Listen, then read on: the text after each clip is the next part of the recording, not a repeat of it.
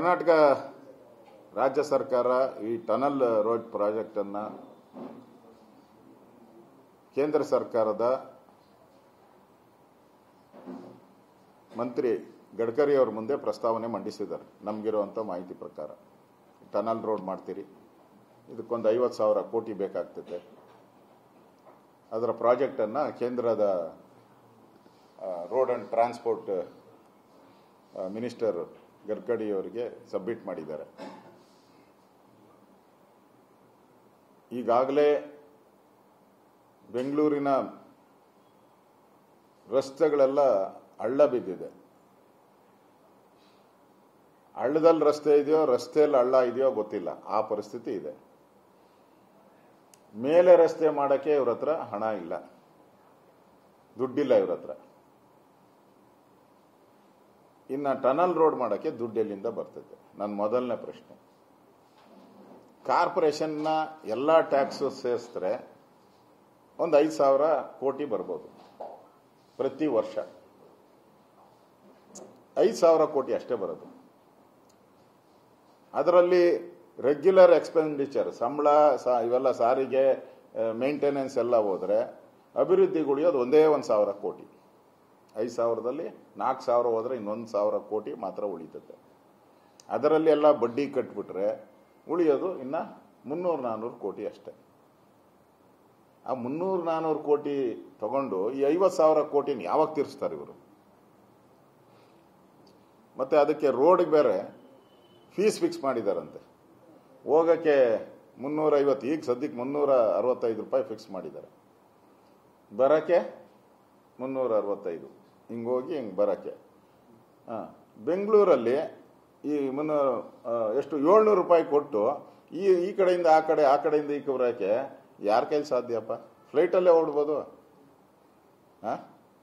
ಇಲ್ಲಿಂದ ಹೋಗಿ ಬೆಂಗಳೂರು ಒಂದು ಎಂಡಿಂದ ಹೋಗಿ ಇನ್ನೊಂದು ಎಂಡಿಗೆ ಬರೋಕ್ಕೆ 700 ರೂಪಾಯಿ ಕೊಡಬೇಕು.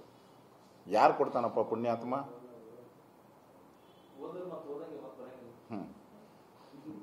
ಜೋಬಲ್ಲಿ ಕಾಸೇ ಇರಲ್ಲ. ಹಿಂಗೆ 350 ಕೊಟ್ಟು ಹೋದೆ, ಅವನು ವಾಪಸ್ ಬರೋಕ್ಕೆ ಕಾಸೇ ಇರಲ್ಲ ಅವನ ಹತ್ರ. ಅದೇ 2 ಲೀಟ್ರ್ ಪೆಟ್ರೋಲ್ ಹಾಕೊಂಡ್ರೆ ಈ ಕಡೆಯಿಂದ 2 ಸರಿ ಓಡಾಡ್ಬಿಡ್ಬೋದು ಅವನು.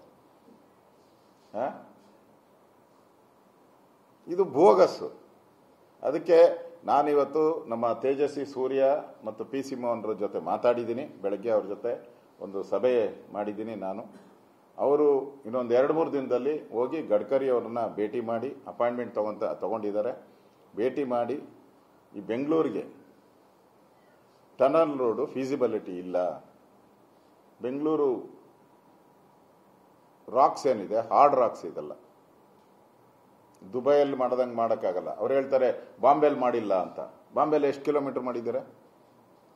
1.5 ಕಿಲೋಮೀಟ್ರಾ, 2 ಕಿಲೋಮೀಟ್ರಾ ಅಷ್ಟೇ ಮಾಡಿರೋದು ನೀವು ಬಾಂಬೆಯಲ್ಲಿ. ಇಲ್ಲಿ ಮಾಡ್ತಾ ಇರೋದು ನಿಮ್ಮ ಲೆಕ್ಕ 50 ಕಿಲೋಮೀಟರ್ ಲೆಕ್ಕ ತೋರಿಸ್ತಾ ಇದ್ದೀರಾ ನೀವು.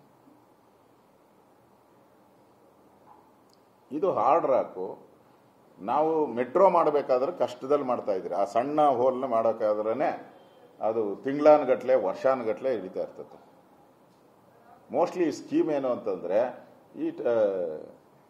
ಈ ಟನಲ್ ರೋಡ್ನ ಗುದ್ಲಿ ಪೂಜೆ ಮಾಡಿ ಗೋವಿಂದ ಗೋವಿಂದ ಅಷ್ಟೇ.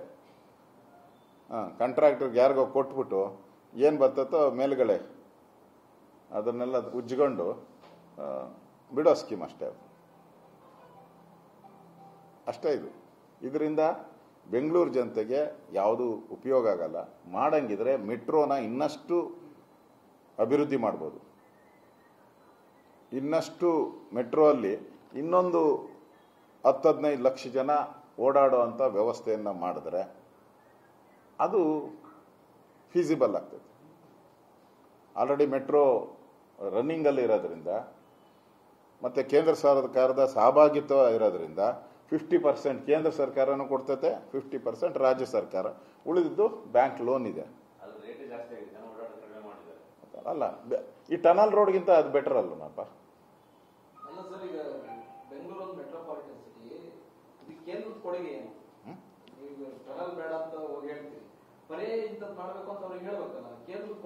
ನಾನು ಹೇಳ್ತಾ ಇದ್ದೀನಲ್ಲ, ಮೆಟ್ರೋ ಮಾಡಿ ಅಂತ ಹೇಳ್ತಾ ಇದ್ದೀನಲ್ಲ. ಮೆಟ್ರೋ ಇನ್ನಷ್ಟು ವಿಸ್ತರಣೆ ಮಾಡಿ ಅಂತ ಹೇಳ್ತೀನಿ.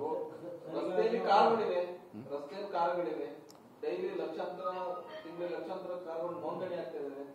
ಅದಕ್ಕೇನಾದ್ರು ಪರ್ಯಾಯ ಅಲ್ಲ, ಯಾಕೆ ನೋಂದಣಿ ಆಗ್ತಾ ಇದೆ? ನಾನು ಟ್ರಾನ್ಸ್ಪೋರ್ಟ್ ಮಿನಿಸ್ಟರ್ ಆಗಿದ್ದವನು.